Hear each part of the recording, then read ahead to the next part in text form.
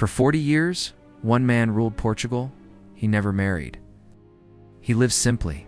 He rarely left the country. He was a professor of economics who became one of the longest-serving authoritarian leaders in European history, and during the greatest war the world has ever seen. He performed a balancing act so precarious that historians still argue about it today, selling to both sides, allied to one, invaded by neither. This is the story of António de Oliveira Salazar. He was born in April 1889 in a small village in central Portugal into a family of modest means. His father managed a small estate. His mother ran a village shop. It was a childhood of hard work, strict Catholic faith, and very little money. That upbringing marked him permanently. Throughout his life, even at the height of his power, he retained the habits of a poor rural household: frugality, suspicion of debt, and a deep distrust of anything that looked like extravagance. At the age of 11, he was sent to a seminary in Viseu to train for the priesthood. He spent 8 years there. He never took holy orders, but the seminary shaped him as profoundly as his childhood. He absorbed a worldview built on hierarchy, discipline, obedience, and moral order. When he later designed a state, he would build it in that image. Portugal in his hands would be run rather like a very strict seminary. In 1910, the Portuguese monarchy fell, and a republic was declared. That same year, Salazar left the seminary and entered the University of Coimbra to study law and economics. He was a brilliant student, disciplined, austere, and utterly serious. He became a professor of economics at Coimbra in his early 30s.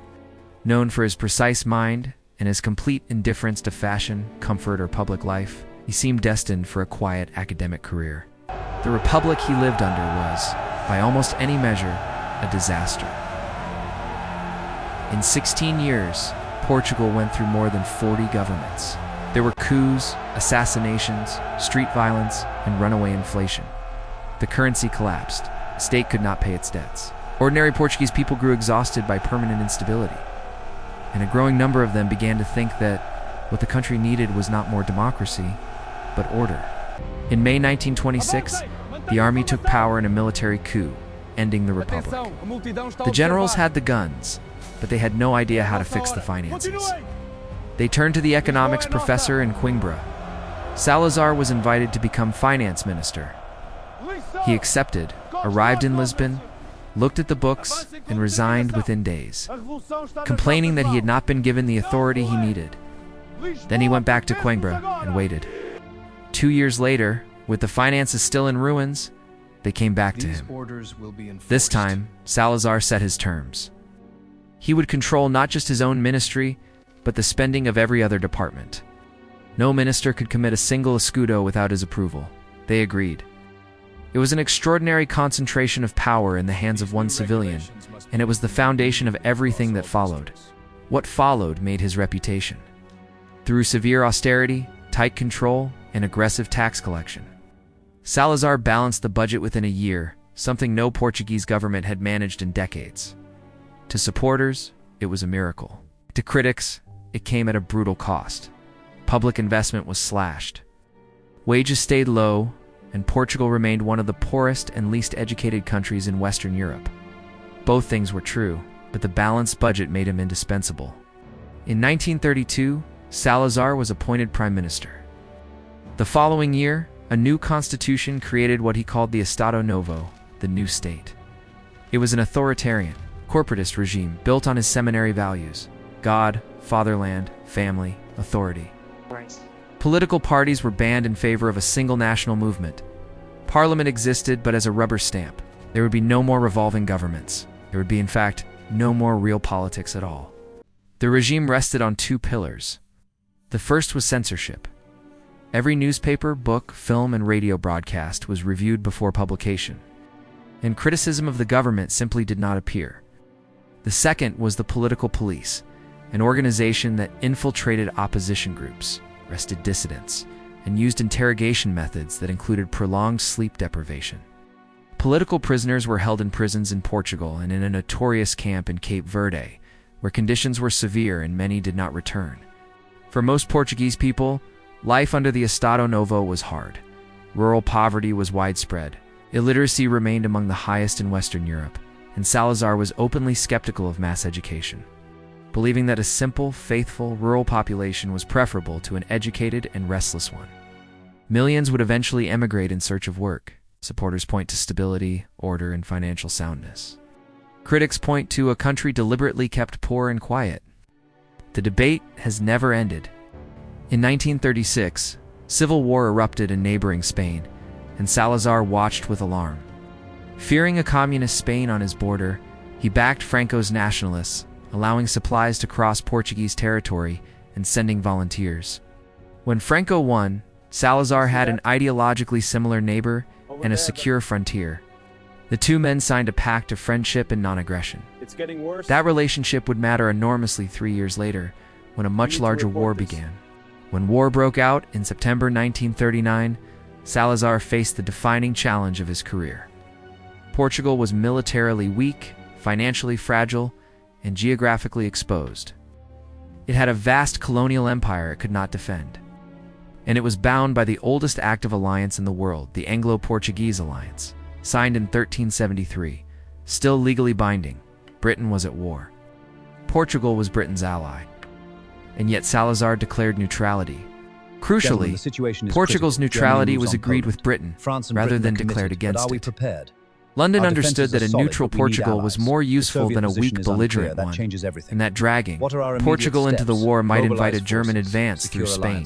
So Britain accepted Portuguese neutrality, and Salazar in turn kept the alliance alive in private. It was a delicate arrangement, and it held for 4 years, but it required Salazar to walk a line that grew narrower every month. The danger was not theoretical. In 1940, Germany drew up plans to seize Gibraltar by moving through Spain, an operation that would have brought German forces directly to the Portuguese border. Britain, meanwhile, drew up its own contingency plans to seize the Azores if Portugal fell. Salazar knew that a single misstep could bring either side into his country. His neutrality was not comfortable. It was a permanent, calculated tightrope walk. Because it was neutral, Lisbon became one of the strangest places in wartime Europe. It was one of the last cities on the continent with open ports and functioning airline connections to both Britain and Germany. Agents from every intelligence service in the war operated there, often in the same hotels and cafes, watching each other over coffee. Rumors, forgeries, and double agents moved through the city constantly. Lisbon was neutral ground and everyone used it. Lisbon was also the last open door out of occupied Europe.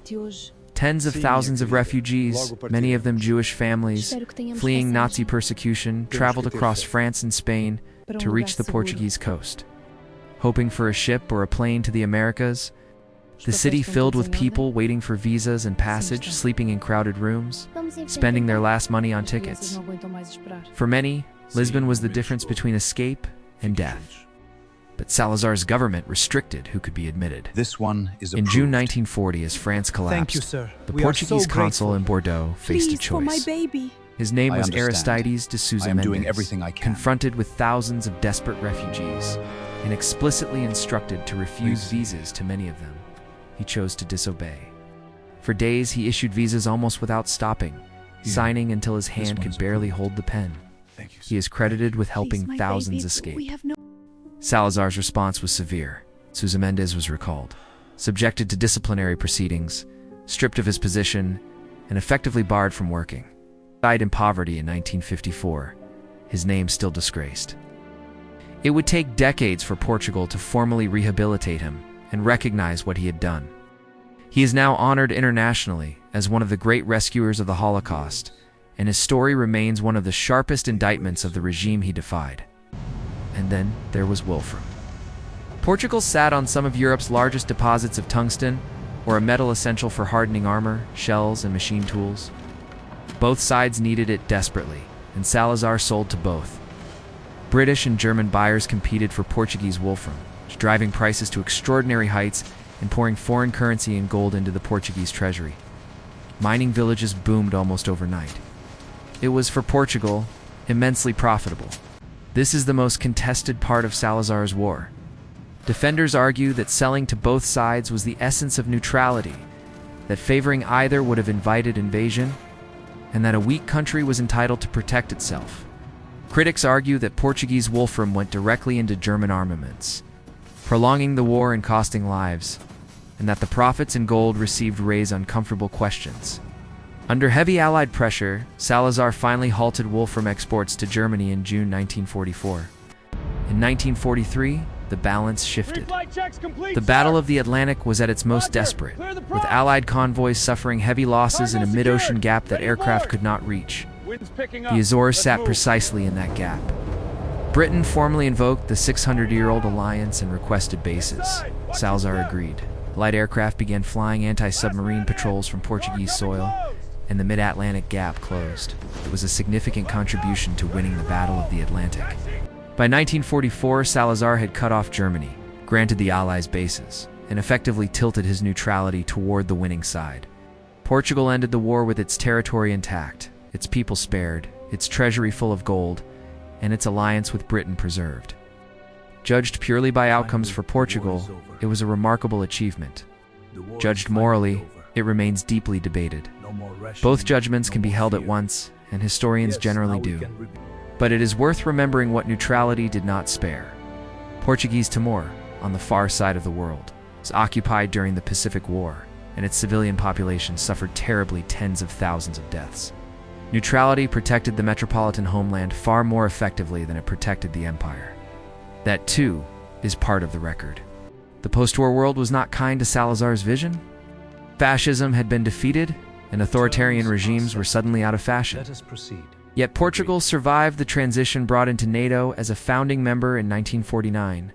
Valued for the Azores and for its anti-communism in a Cold War world, the regime endured. But its founding logic, built for the 1930s, was becoming steadily more out of step with the century around it. The greatest strain came from the empire. As Britain, France, and Belgium withdrew from Africa through the 1950s and 60s, Salazar refused. Portugal, he insisted, was not a colonial power, but a single nation spread across continents, and it would not give up a meter of it. In 1961, armed independence movements began fighting in Angola, and soon after in Guinea and Mozambique.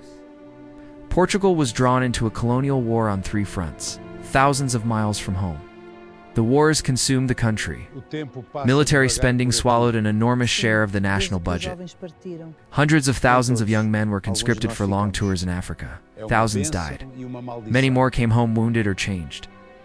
Emigration surged as young Portuguese left to avoid the draft, or simply to find a better life.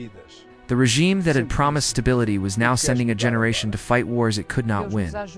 In August 1968, Salazar suffered an accident by most accounts. A fall from a chair followed by a stroke. Was 17. Believing he would not recover, the president appointed a successor. When Salazar did partially recover, those around him took an extraordinary decision. They did not tell him he had been removed. For the remaining 2 years of his life, ministers visited, aides brought him specially prepared documents, and he continued to believe he was still governing Portugal. He died in July 1970, still believing he was prime minister. 4 years later, in April 1974, the regime he had built was overthrown by a near-bloodless military coup, welcomed in the streets, with carnations placed in soldiers' rifle barrels. Portugal became a democracy. The colonial wars ended. The empire dissolved within 2 years. 40 years of the Estado Novo were undone in a single day. How should we judge him? He balanced the books of a bankrupt state, kept his country out of the deadliest war in history. No small achievement for a small nation on a dangerous continent. He also censored the press, imprisoned opponents, kept his people among the poorest and least educated in Western Europe, and led Portugal into 13 years of colonial war. He sold wolfram to both sides, and punished the diplomat who saved thousands. He is one of the most consequential and most contested figures in Portuguese history, and both sides of that record are true. Thank you for watching History in Flames. If you found this valuable, subscribe for more.